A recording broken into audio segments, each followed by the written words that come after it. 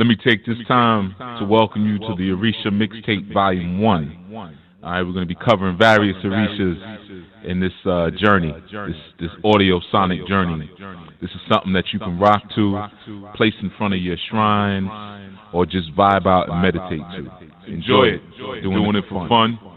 All right, you can check me out on OrishaReligion.com. Blog Talk Radio, Enlightenment and Transformation every Friday at 6:30. SUDuluHouse.com. When you're ready to sign up for those classes and take it to the next level, head over to Udemy.com.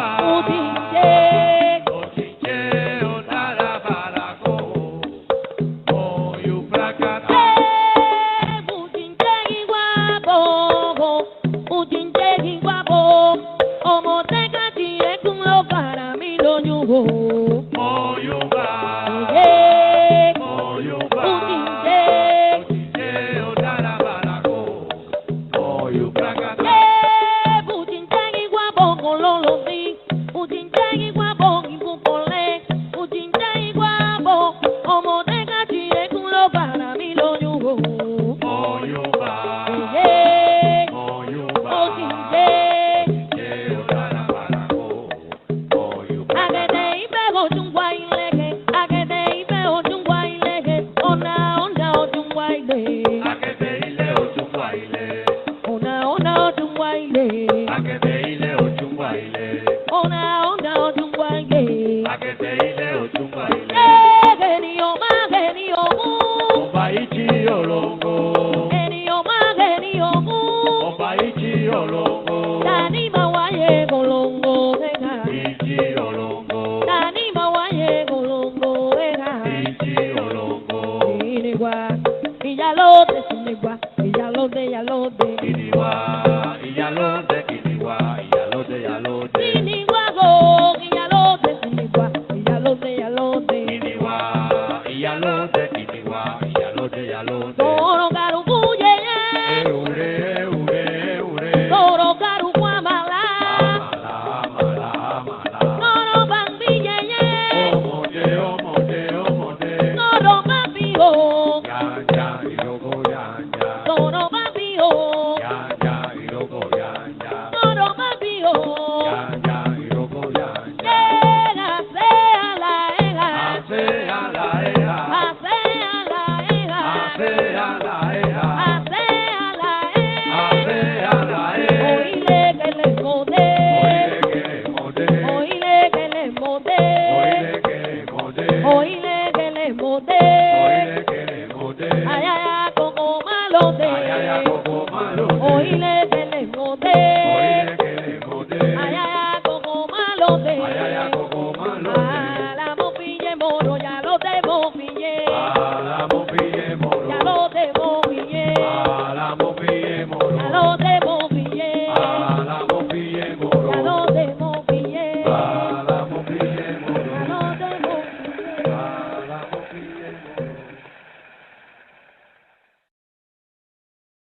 Yeah, good dawning.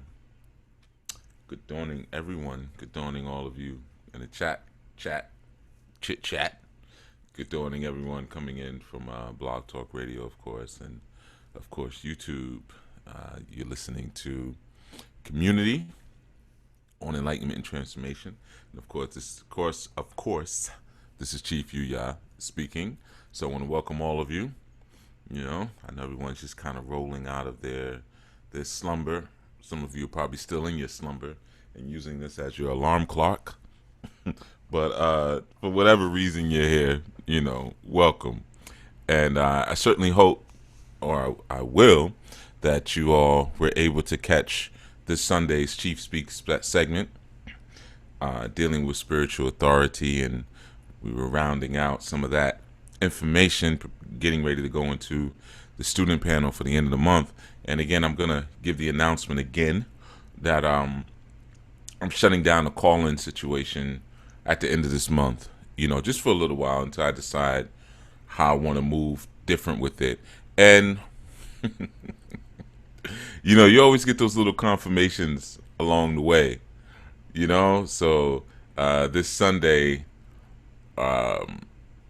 something, well, with those with ears to hear heard it. But something occurred that you definitely confirmed. Yeah, we don't need this call-in number. We don't need this call-in number. Sometimes certain things can be a waste, you know. So yeah, I just want to put that out there so all of you know. In the coming month, next month, if you call in and you know, you see that there's no show or whatever, we'll just be on YouTube for a little bit, and then I'm gonna figure out how I want to do it. But like I said, the key is I want to keep my number. I'm all about ownership. That's why I still have websites and stuff, you know, because you know you could get kicked off of all of these different platforms. It's somebody else's backyard, you know, at the end of the day. So I'm a strong advocate in redundancy. You know, every show that I've ever done, I have copies of in my home, on my home network, on my server. I also have them in a cloud, 2 different cloud accounts that I utilize, you know. So if all else fails, everything gets wiped out somehow, I could always just re-upload all the shows, you know, maybe not have the videos and stuff, but who cares? It's not really about the video, right? So, you know, I just like to have that level of redundancy, in whatever it is that we're doing, and also that level of security when you're kind of protecting your own stuff in that sense. But yeah, I just wanted to let everyone know that, just kind of, I'm going to announce that pretty much every show to the end of the month, so everyone's aware of what's going on. But yeah, peace to you all as well in the chat room. I see the good dawning salutations, so the same back at you. E caro, e caro Ileano. So yeah, man. So I think we had a good little. I hope we had a good little eye opener in yesterday's segment. Dealing with spiritual authority and just speaking about the positioning and the role of different people, within the family structure, and just from a real basics place, what that looks like. And of course, if you go back and listen to the show that I did on Sun, Moon, and Stars, that'll give you some more, even more information to kind of fill out that picture, of what a family is and what a family does, and how it represents itself in that sense. So there's a lot of different points where you can kind of get in on.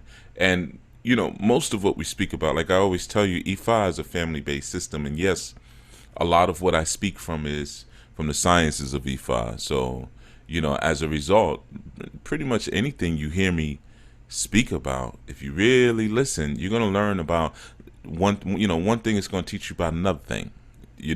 If you listen to me speak about different energies or psychology and stuff, the family teachings are all in it.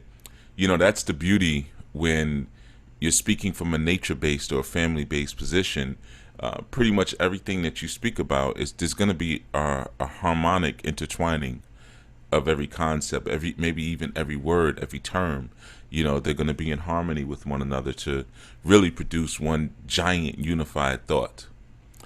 So you just have to kind of listen in a little bit. But yeah, I'm gonna make this one a quick one. But I was having a conversation with my cousin the other day. 2 days, was it yesterday? Yesterday or the day before yesterday? One of them, I don't know. But we were speaking about another close brother of ours who recently had a stroke. We had 2 strokes actually, back to back. And we were just talking about his condition and how long. He was saying, yeah, I spoke to him on the phone. He still doesn't sound like himself yet. And I said, man, it's going to take a couple of years. And I said he'll probably never sound the same again. He'll probably never move the same again. Not to say that he'll be sick and ill and for the rest of his life, but it's a life-changing thing, to have one stroke, let alone and the way his happened. He had a stroke, and then when he arrived at the hospital, he had another one. So I said, yeah, that's something you go through, man, and it changes you, not just physically but psychologically. So he was saying, because he actually is an artist. He's prolific writer, but he used to rhyme back in the days. He was a rapper. He actually was signed. He was signed commercially. He had a project out in the video and stuff like that, and was well known. For a little while. He had his little one hit basically. He was one of them. But he transitioned into other things. For a while he was hosting a radio show and some other things. So he didn't. He's just a creative person overall. So as he was talking about it, I guess almost to a degree I was a little dismissive, in terms of lamenting over his condition. And I was like, hey, he'll be all right. And that's basically all I kept saying. I was like, yo, he'll be all right. He'll be all right. And he was like, well, damn, you sound really sure about that. And the thing is, sometimes you can tap into the vibration, especially if you know a person. This is a person that's like a brother to me. I know him very, very well. I've known him for more years than I can even remember at this point. And a brother who I've fought side by side with. And I always tell people, you never really know a person until you fight them or fight with them, fight next to them. And years ago, he and I used to do bodyguard work together. he's a real big brother, man. He's like 6'4", 300 something pounds. Look like just like a big Ashanti warrior type. You know, um, so I said, nah, man, I know him, man. I've seen him with his back against the wall before. I know his spirit. So he'll be all right. He gonna be all right. He's probably never gonna be the same again, but he'll be all right. He's gonna enjoy his life. He's still gonna live and live and love and everything. And the thing is, I guess kind of what was in my mind as I was speaking was something that I think crosses my thoughts and my thought path a lot. A lot of times when I'm speaking to other elders in the community, and a lot of times people who have organizations or movements, I tend to end up in a position a lot of times where I'm advising them.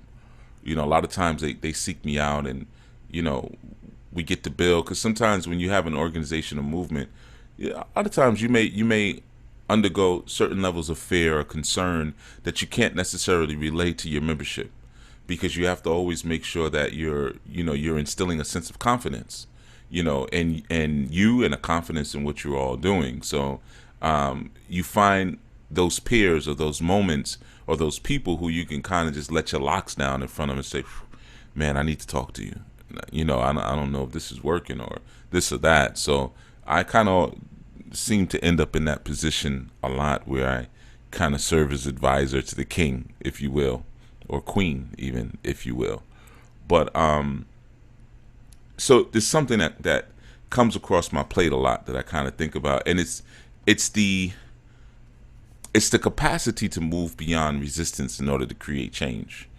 And as I was speaking to him yesterday, I thought about the different formulas, in terms of that. For instance, you have the Gletcher formula, and this is something that in business we use a lot when we're trying to establish organizational change. And you have different formulas, there's different forms, but essentially you would have like change equals dissatisfaction times vision times dissatisfaction times vision times knowledge, which will be greater than resistance. You see, and it's different ways that formula. You have the Gletcher formula, you have the Dane Miller formula. There's different formulas, and it's kind of been improved upon over the years. But that's essentially what it is. You have to have a vision. There has to be a level of dissatisfaction, right? And there also has to be a level of clarity, and even a desire to take the steps that are needed, in order to affect change. So sometimes when you're speaking to a person, especially like when you're doing spiritual work, you can almost tap into that, and not just spiritual work, any type of self-improvement work. I'm sure people who are personal trainers go through this as well. You get a person who says, I want to change, but you can kind of sense that they don't have a clear vision of what that change looks like, because all of those different components of that formula need to be in place, right? So me speaking to my brother, and I, we were talking on the phone, and we were messaging, because he's having, he's still having trouble speaking. He's, he speaks real slow, and, I don't want to wear him out, but sometimes I call him to make him talk, so that way he's exercising certain muscles. But we've been using instant messenger a lot. And, I was just telling him, I was like, listen, man, you're creative. You're going to always be creative. We knew that when we were young, like when I used to produce back in the days, like heavily. And even at my hottest, quote unquote, I used to always say, yo, I'm going to do this for the rest of my life. Like, there's going to come a time when I can't do hip hop beats anymore. I knew that, and I used to always say that when I was in my early 20s. And I would say, there's going to be a time I'm not going to be on the block anymore. Because I used to spend a lot of time on the concrete, and that allows you to kind of tune into the vibration of what moves people who walk on the concrete. But I knew there was going to come a time where I wasn't going to do that anymore, You know, I might go move into the woods or something, you know. But I would always say that, but for the rest of my life, I'm gonna do music, even if I'm just some old jazz musician, you know. But I'm gonna always do music because the talent is there. So it's the same thing like with him. I said, man, you're talented. You're always going to at some point, you know, present some type of lyrical complexity to the world. You have a talent for that. And he was like, you know, yo, I've been really thinking about writing movies. You know, I've been working, and ironically, we worked in the movie industry together years ago. You know, a lot of the personal security we worked was different with different what we call talent, but different actors and actresses and things like that. So, you know, he's no stranger to that world. You know, and he was like, yeah, I've been really thinking about writing movies. And I said, man, you would be great at that. You know, because he's a hilarious person. He's real funny, and he just draws a certain picture, man. He's one of the funniest people I know. You know, so he already has the vision of what the change looks like. He's already acknowledged inwardly, okay, maybe I won't be on the radio going forward, you know, like doing a radio show, or, you know, he's an older guy. He's not trying to rhyme anymore, but, you know, I may not be able to do that or this or that, or may not want to, but I can move beyond my resistance because I see something on the other side. I have an actual vision, and the dissatisfaction is there as well. That aspect of the formula is there because, again, you know,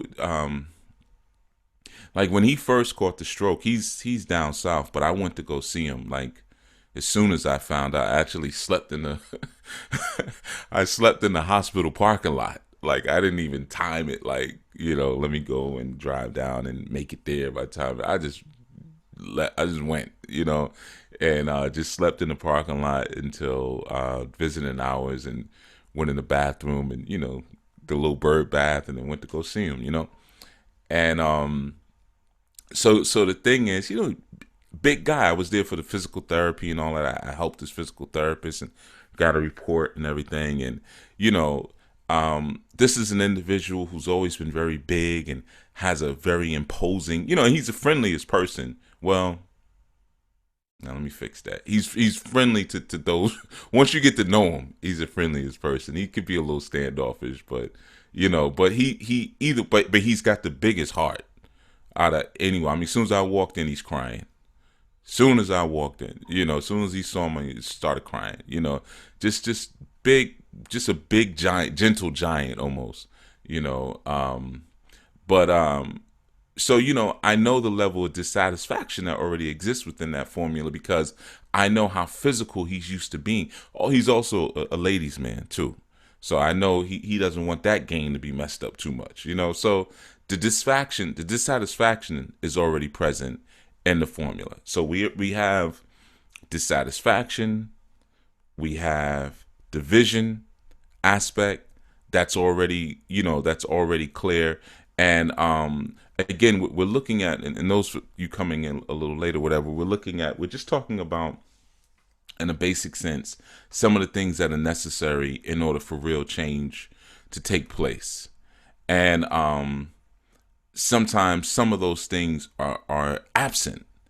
You know, so a lot of times, like even people who get into the spiritual community, sometimes it becomes an escape mechanism because their input or their efforts are not larger than their circumstances.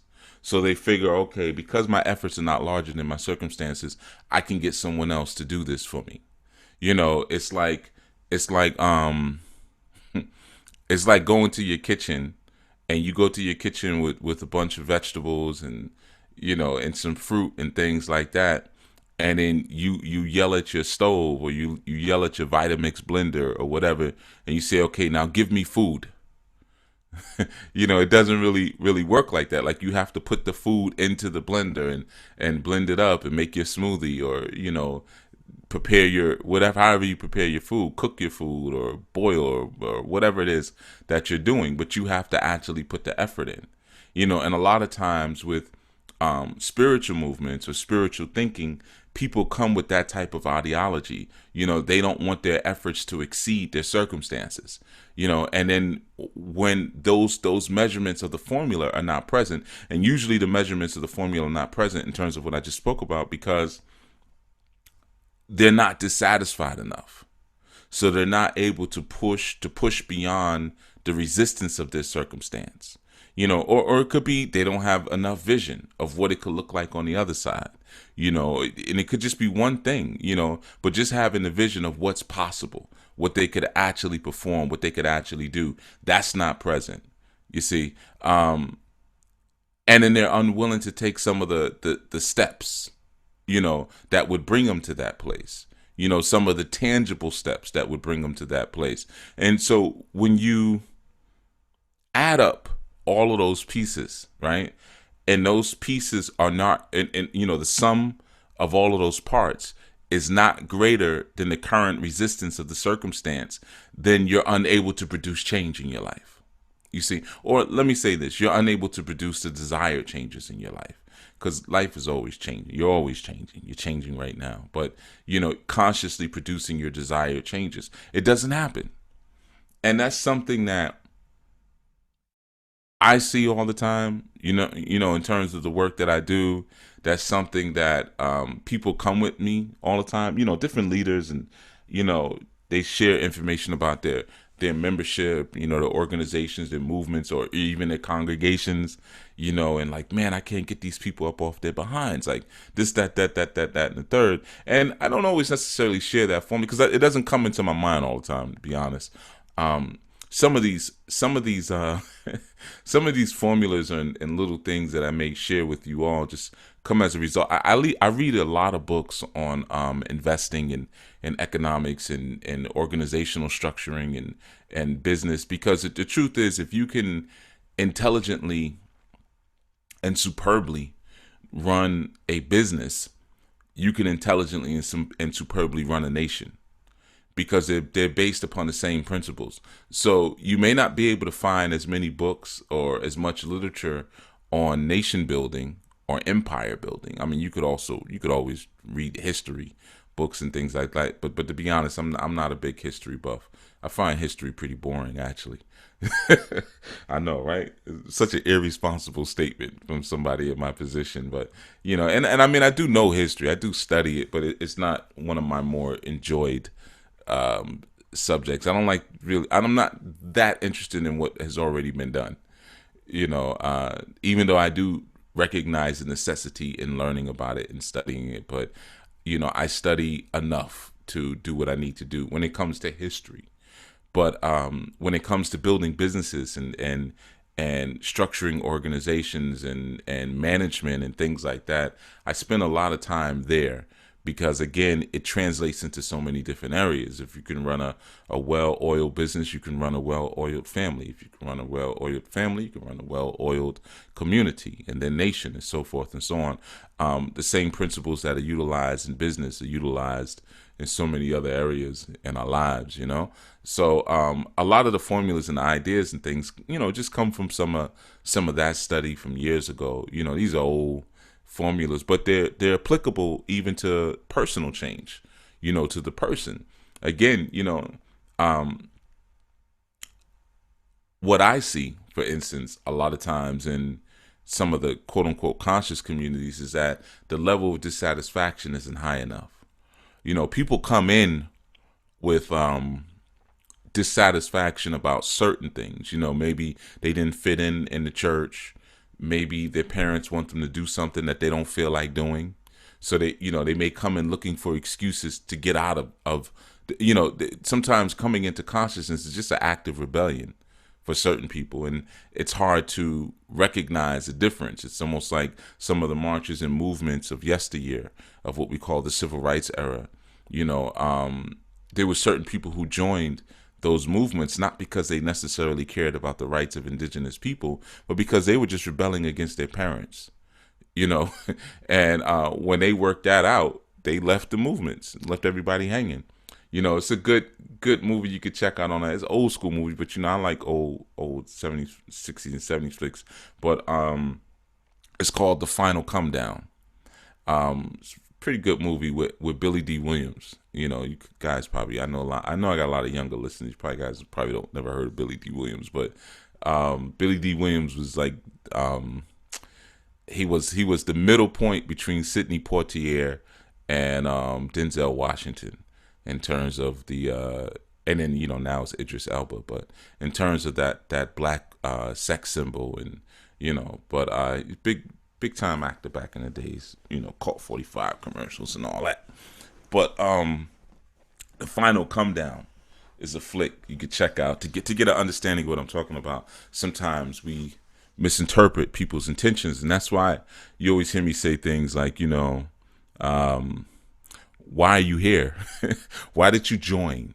Forget about all the rhetoric and stuff you shouting now that you're in the room, but what made you join this movement to begin with? You know, that'll let you know when it finally comes down, which is, you know, title of the movie, The Final Come Down. That'll let you know what people are going to do in the final come down a lot of times, you know, where their heart is really at. So just like I was sharing about my good brother, he'll be all right. Because I know his structure. I know his design. I know he's not going to be satisfied with not being able to speak a certain way or not being able to move part of his body, half of his body a certain way, and so forth and so on. He's already shared the vision, the post, you know, the recovery, post-recovery vision. You know, yeah, I want to write movies, you know. So obviously he has to have a certain wherewithal to be able to start putting scripts and screenplays together.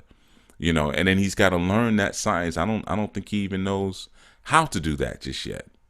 But I know how brilliant he is. I mean, he'll put it together. He didn't know how to be a radio host, and he figured that out in about 3 days. The first time I heard him on the radio, it was like, man, he sounded like a vet. He even had these little sound effects and stuff like that, and you know, he just had fun with it, you know. So you know, essentially, when you're looking at it, like I said, there's that formula that needs to be present that some may not know about. And if you know about it, like I said, maybe it might help you, you know. It might help you to kind of put yourself together, you know. And when I say put yourself together, to kind of figure out, you know, why is it I'm unable to really affect change? You know, why does it seem that I'm always polarized towards what it is that I don't want? You know, what is it that I'm missing? And, you know, it seems like my circumstances and my resistance are always the largest thing in the room. And, you know, I had mentioned something yesterday in Chief Speaks where I was speaking about the umbrella model, And I was saying that sometimes you get people into your situation who don't want to function within their proper assignment within that familial model, you know, so the pipes don't fit together. So you replace them. It's like in plumbing, you know, you got a bad pipe, a pipe rust out. If you got old galvanized pipes in your house, maybe you got an old house and, you know, you cut out a portion of it, replace it. You know, now, you know, certain districts now they only use PVC piping, so they don't have to worry about that. But, you know, you understand the example, you know, or you might have a copper pipe that, you know, it got too cold and you got some ice in your pipe busted, you know, and you might replace that little junction or that piece or whatever. So, but either way, you recognize that the parts can be replaceable. Now, this goes to the theory that I share a lot of times when I say, you know, you find family where you find it. You know, it doesn't necessarily have to be those who were entitled at certain things, you know, from your youth. Well, this is your daddy, and this is your mama, this is your brother, this is your auntie, because they may not really act like that, you know. But as you move through life, you'll find your family. You'll find big brothers and sisters and cousins and mothers and fathers. You know, they're out there.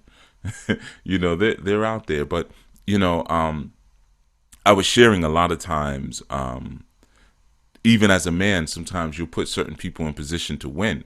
You know, we were speaking about that ideology that, you know, when we talk about a man providing for a woman, you know, and it's providing opportunities to sustain herself, not necessarily just like curating her and just, you know, putting her into a position where, you know, she's going to sit on her behind and let it spread for the rest of her life while you just spoon feed her, you know, unless you're a simp. I mean, you got guys who would do that because they're just so excited to have a woman who's willing to get undressed in front of them. They can't help themselves, And I know there's going to be dissatisfaction with that statement because well, my grandfather took care of my grandmother. She didn't work a day, and I'm like, I know there's always them stories, and you go ahead with that. That's cool. If that's your model, then go on. Utilize that model if that's what you want to use. So I don't.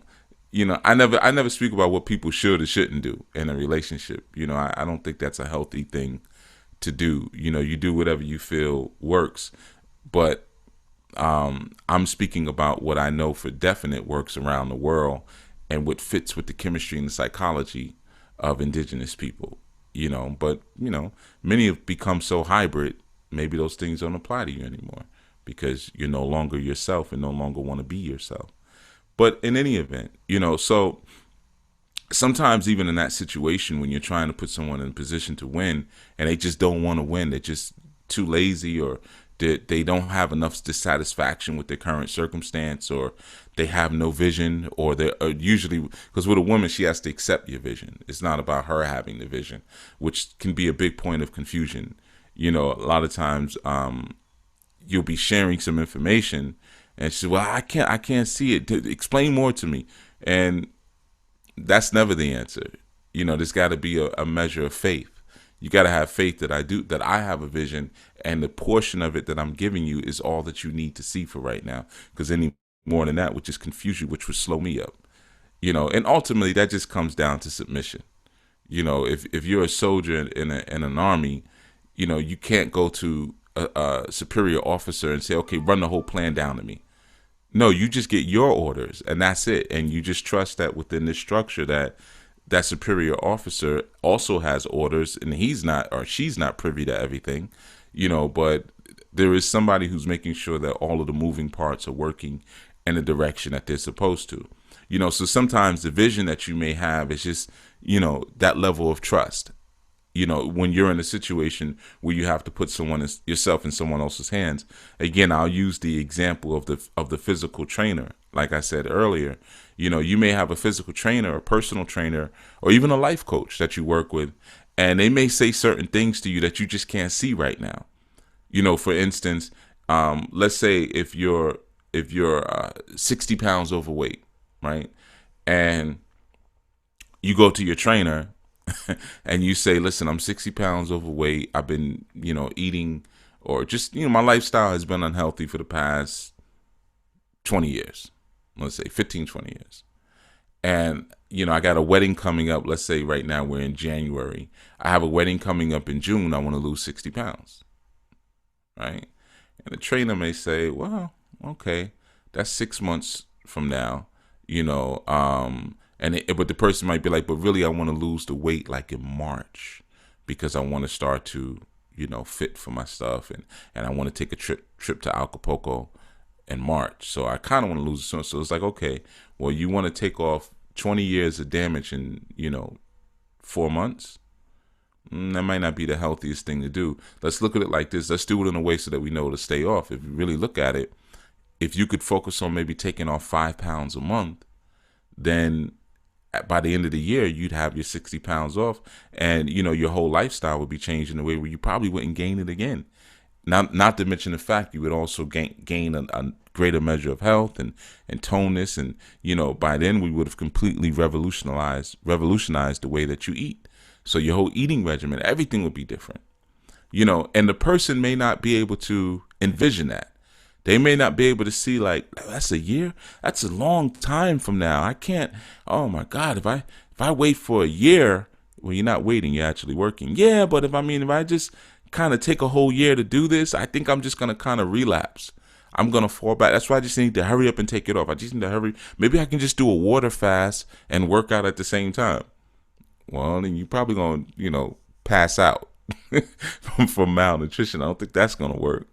But ultimately, you may be sharing things, and you as a trainer, you as a coach, you may see what they don't see, or maybe they're in a position where they don't believe that they could take that weight off in a year or whatever because it's been 20 years. And you're like, no, listen, you're looking at them, you're assessing them, you're assessing their level of health. You're also looking at their genetics, and you're saying, no, you just need to, we're just going to do this. We're going to do some of that, some of that, some of that. And you'll see. I see what your issue is. You just need to do this, that, but they can't see it. They lack that measure of vision. So ultimately, nothing that you do is going to work in a situation like that. Nothing that you're going to do is going to work because one of the key components to change that is necessary for that change is missing, and that's vision. You see. Now, they may be dissatisfied. They may look at themselves every time they get out of the shower and say, I don't like how I look. I don't like how I walk. I don't like how my shoes look when I take them off, and I'm putting so much weight on my shoes. I can't wear the clothes that I like to wear now because they don't make those type of things in my size. Every time I sit down, I'm pulling my shirt, out of my fat rolls or whatever. Whatever the discomfort or the dissatisfaction is, that may all be present. But if those other components of the formula are also not present, then they'll never move beyond their circumstances. They'll never move beyond their resistance. And again, even within a familial model, like I said, I see this all the time. All the time, man. Like I said, in matter of fact, I'm gonna come back to that. I'm gonna come back to that. All right, I'm gonna give a little verbal libation, and then we're gonna come back to this subject. All right. So peace to everyone. I see a lot of people just came into the chat room. I'll be right back. Yeah. All my peoples in the house. Y'all might need to lend the ear to this one. This is to motivate you. Make you get up off them lazy feet. They got us so. Yeah. All my peoples in the house. Y'all might need to lend the ear to this one. This is to motivate you. Make you get up off them lazy feet. Do what you got to do. Word up. You look to the left, you look to the right. 9 times out of 10 you won't see somebody shucking and jiving. Tell them this. Might as well be in blackface with your eyes bugged out. Modern day Sambo swearing they thugged out. Fresh out of morals, got no ethics. All you care about is how hot your set is. Pathetic. You're just about as simple as your rhyme. Check yourself cause you shucking and jive all the time. And yo, if I had a dime for every time you sold out, I'd have a fleet of Hummers and my pockets would be poked out. Fake handshakes, misled promises. Nobody trusts you, even your own mama is. Living your style, you slither like a snake do. One sip of Grey Goose, now you're ungrateful. Don't wanna make room, scared you might fall off. That's why you can't sleep at night with the lights all off. You live like a con man, bluffing and conniving. All you know is bullshit and shucking and jiving. Shucking and jiving and shucking. Shucking and jiving and shucking. Shucking and jive. Shucking and jive. Shucking and jive. Jiving and shucking. I don't wanna be no shiftless Negro. Put your mind to it, be official. People used to build pyramids once upon a time, and now we in the wilderness, shucking and jiving. Shucking and jive. Jiving and shucking. Shucking and jive. Jiving and shucking. Shucking and jive. Shucking and jive. Shucking and jive. Jiving and shucking.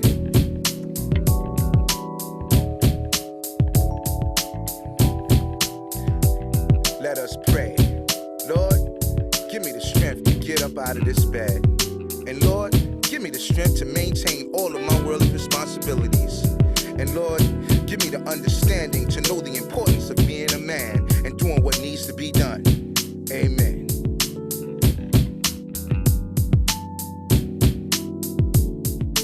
Talking out your anal, same old.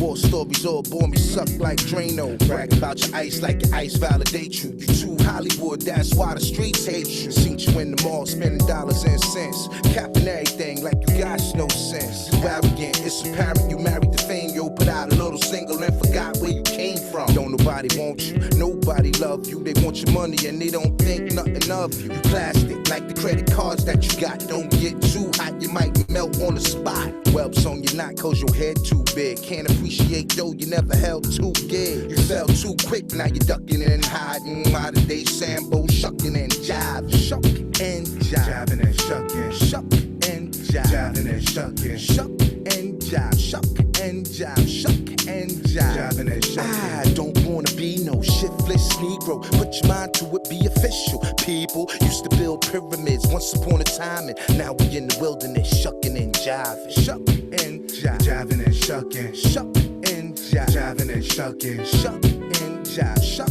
and jive. Shuck and jive. Jiving and shucking.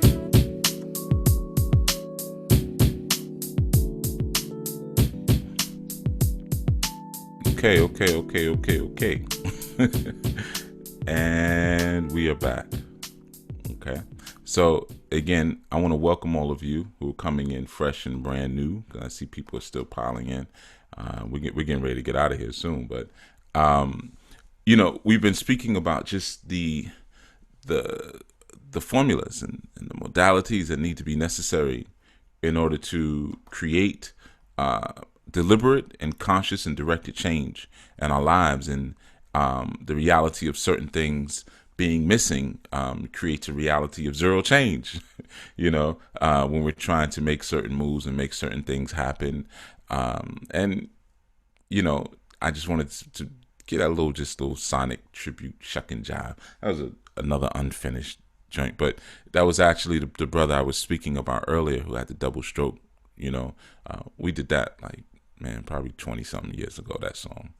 Just playing around one day in the studio, and probably put that song together in about 30 minutes. Just joking around and stuff like that. And it was a whole different idea we had. We was gonna do this whole nerd thing with the chuck and jive, but we just never finished it.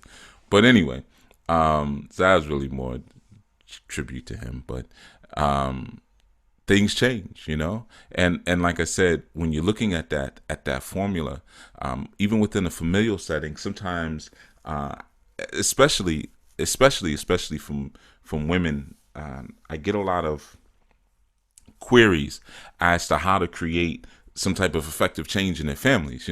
Sometimes you have women who come into a certain level of information and they say, well, I'm married to someone, or my boyfriend, or even my children, are kind of on a different path, and I really would like to nudge them towards some higher information, something that makes a little bit more sense, and they're having a lot of trouble figuring out where to begin or how to even get that done. And yes, absolutely, you can't come as a woman, you can't come at anyone really like a samurai. That's the serpentine or the reptilian aspect of femininity. You learn to work angles, but coming head on like a samurai is never going to work. So you hear oftentimes where we will advise you that, no, you're not going to tell a real man is not going to, you ain't going to tell him to do anything. He's not going to listen to you like that. Now, yeah, a soft guy, a simp, yeah, he doesn't have a spine. So, he's not directed. So anything you tell him he's going to do, well, you need to go over there. You need to go set up an appointment with Chief and talk to Chief, and he'll do it, but ultimately that's probably not what you want anyway, but when you learn to work your angles, which some may call that manipulative or conniving or whatever, but there's a fine line. Absolutely, yeah, there's a fine line. And just like a man, if you think about it, if you have a man who doesn't come at you direct, who comes at you sideways, I'm sure that's a turn off to you. Who's not direct, just doesn't come out and say what needs to be said. It may scare certain females away, but like I said, even when you look at that model, if it scares that female away, and now I'm talking to the men, if you're direct and you're directed in your actions and you're being honest and you're moving with honorability and integrity, and you're directly saying what needs to be said, and it causes the sister to recoil or to be repulsed by your directness, then chances are you need to get rid of her. Get her out your life. It's real simple. And I know these are not the things that people want to hear so much, because sometimes especially you guys, you've been so effeminized by this sick culture,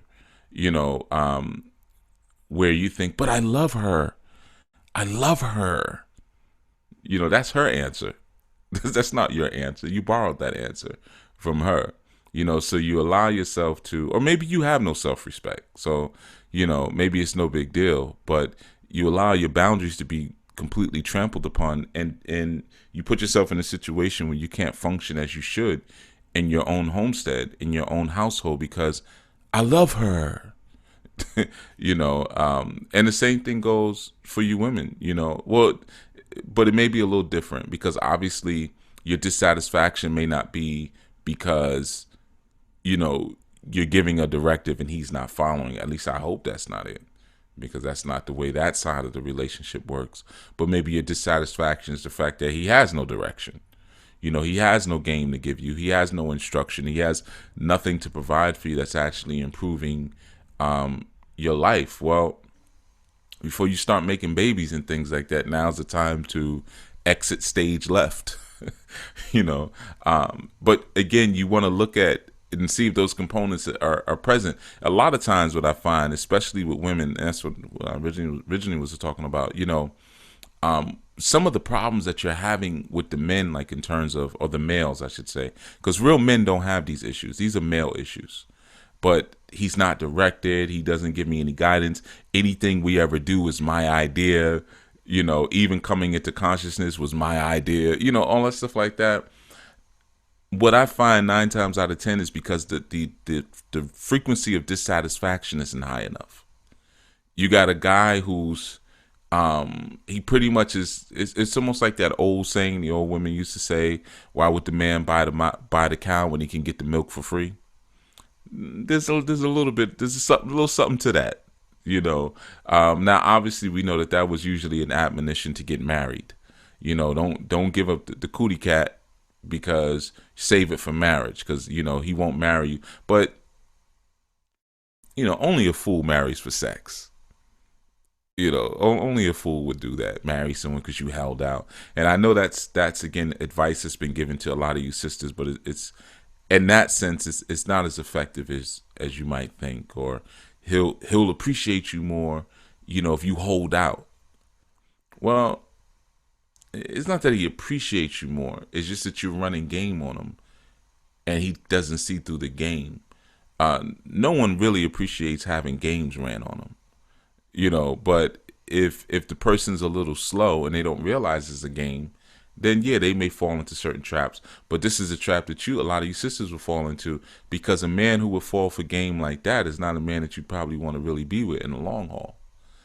Sometimes sometimes the things that you put yourself in, the situations, it's like I spoke about earlier. Sometimes we begin to fight for the sake of fighting, and that's one of the OB positions, which again, like I said, I'm not going to share, because for you students, you should be studying that anyway. You should know which one I'm talking about.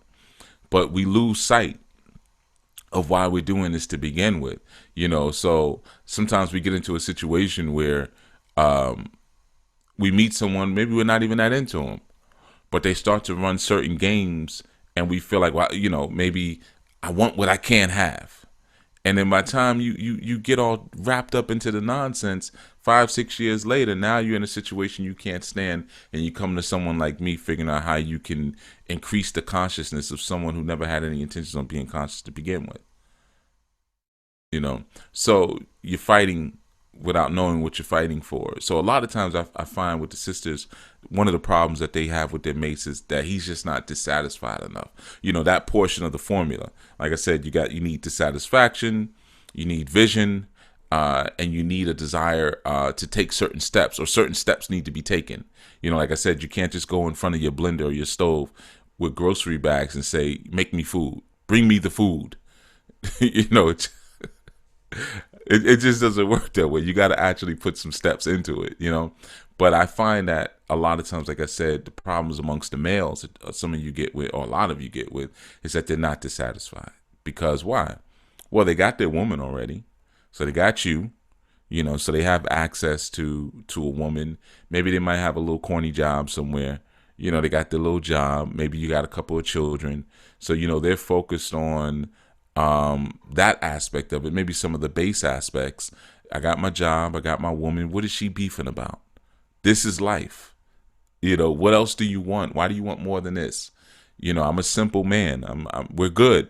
We pay our taxes. You know, every year we get to take, you know, 2 strongs and go on vacation and take pictures and then bring the pictures back to our jobs and show everybody, look at where we went. This is living. This is the life. You know, so I find a lot of times with the males, it's a lack of satisfaction, a lack of dissatisfaction. And with the females on the flip side, a lot of times I find it's a lack of vision.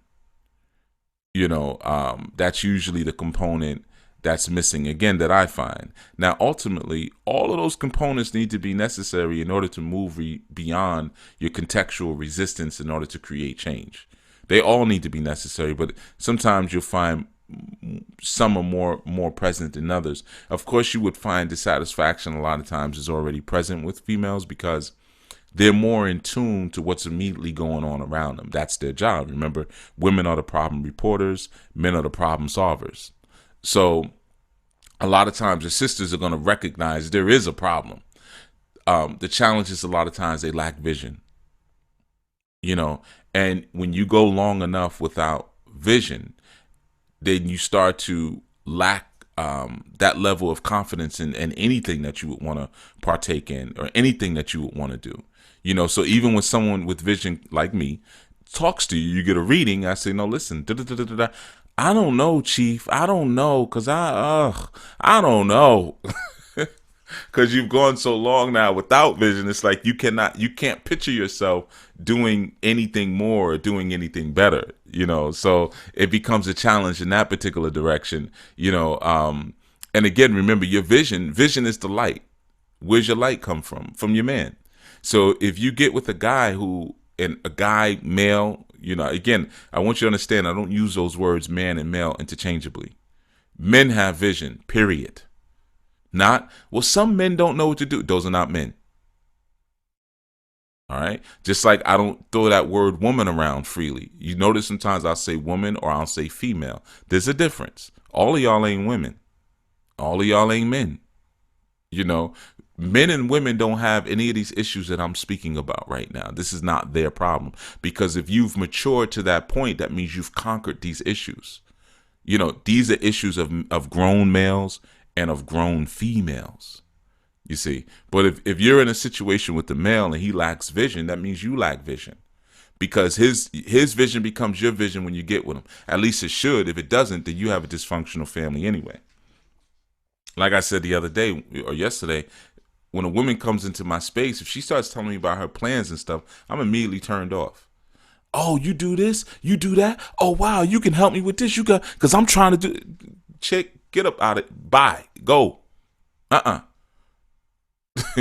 My vision becomes your vision. You're absorbing yourself into my civilization. That's how civilization or empires really are built. Dynasties, because the woman absorbs herself into the civilization of heterosexual men. Okay, so, and it happens even on a micro level, even when you're dealing with just building families. All right, we're going to get into this some more tomorrow. All right, going forward, how we move towards change, how we create effective change. All right, so make sure you all tune in tomorrow. We'll be on at 1 p.m. All right, 1 p.m. Eastern. Until such time, this is Chief YUYA signing out. SUICIDAL.com.